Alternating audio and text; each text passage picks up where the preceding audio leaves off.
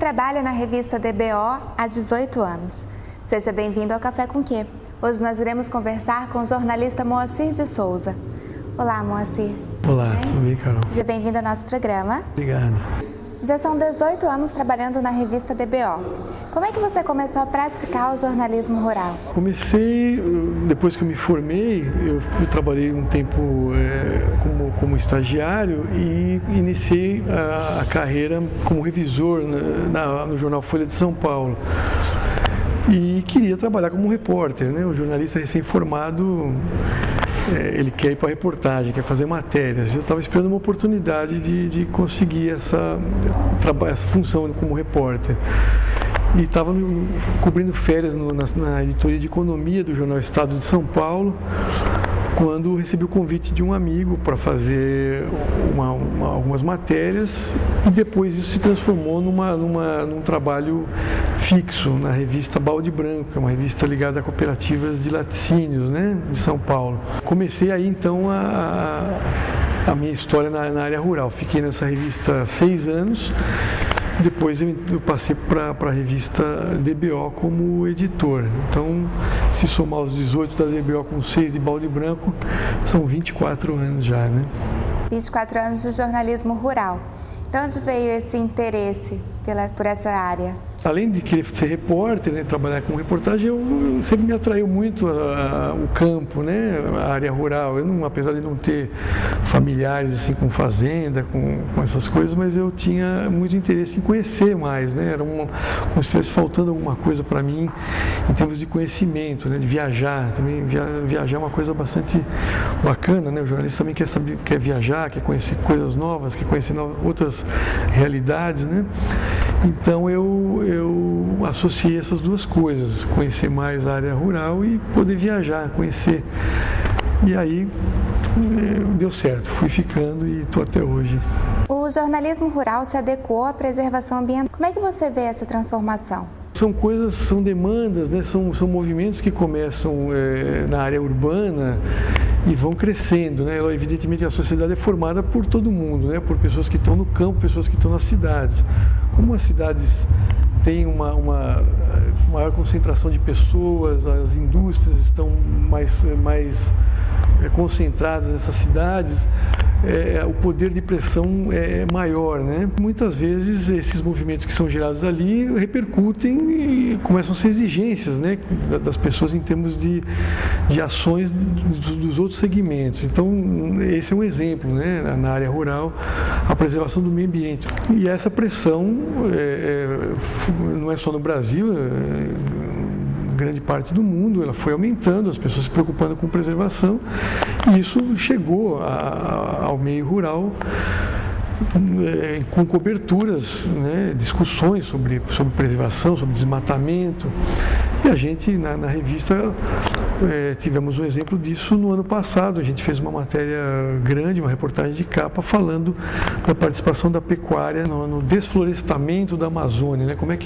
Qual era realmente a participação da pecuária na ocupação da Amazônia, o que ela estava sendo responsável em termos de desmatamento. Entre fatos marcantes na sua carreira como jornalista, fala um que você possa destacar. Olha, eu gostei muito de uma entrevista que eu fiz com o Dr. Drauzio Varela, né? Um médico fantástico, e na época foi uma indicação de um pecuarista que conhece ele, né? Sugeriu, olha, o Drauzio está com algumas posições bem interessantes a favor da carne bovina. Por que não entrevistá-lo para a revista, né? Então a gente fizemos o contato. Eu lembro que eu liguei para ele, atendeu lá a secretária eletrônica, eu deixei a mensagem, falei: Moacir, da revista DBO, queria fazer uma entrevista sobre a questão da carne.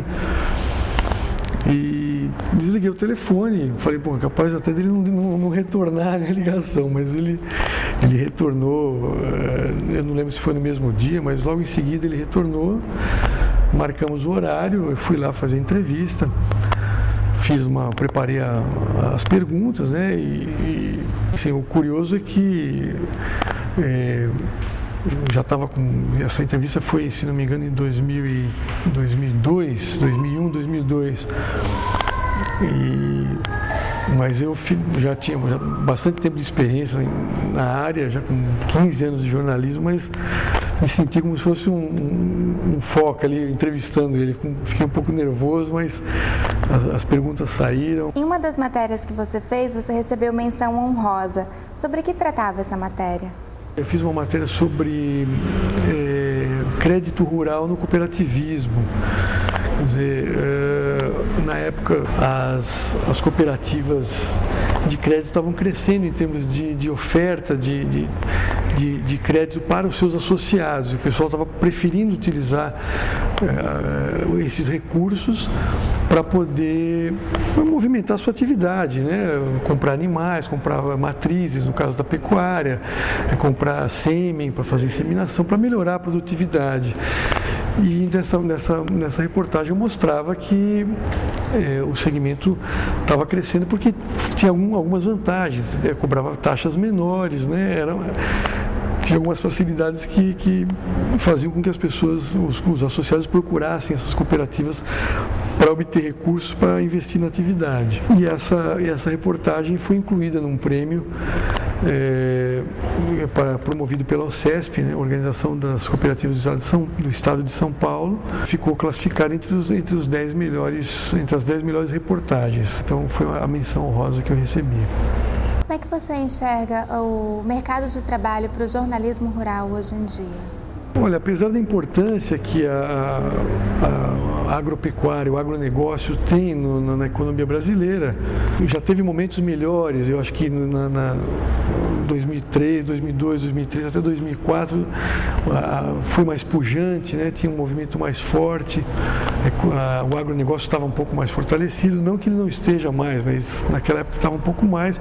Foi um momento em que parecia que as coisas iam ampliar um pouco a oferta. Eu acho que houve uma ampliação em termos de televisão. Na parte de televisão houve um pouco mais de ampliação, surgiram alguns canais, o Canal Rural, Terra Viva, Canal do Boi transmite leilões. Então, para o jornalismo televisivo, eu acho que o agronegócio hoje está um pouco mais favorável. Na parte impressa, ainda tem lá um número limitado de veículos, né? Não houve uma expansão significativa. Não saberia dizer se isso vai aumentar ou não.